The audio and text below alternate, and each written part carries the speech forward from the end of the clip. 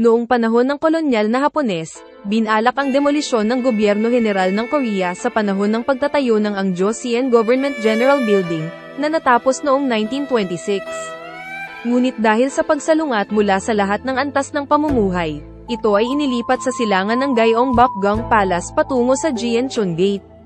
Pagkatapos ng pagpapalaya, ang kahoy na bahagi ay nawasak sa panahon ng Korean War, at ang istrukturang bato na lang ang natira. Noong 1968, ito ay itinayong muli gamit ang reinforced concrete sa orihinal nitong lokasyon sa harap ng Central Office.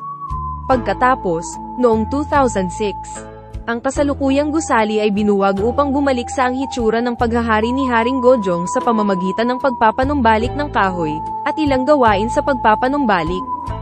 Hindi kasama sina Wolde at Hetae, ay natapos at binuksan sa publiko noong 15 ng Agosto taong 2010. Noong 16 ng Oktubre taong 2023, ang pagpapanumbalik ng Moonstand, Haitay Statue. At natapos ang isang plaka sa harap ng pinto. Sa ngayon, nananatili ang Gwanghwamun bilang isang gusaling kinatawan na sumasagisag sa Korea sa kabila ng Seoul.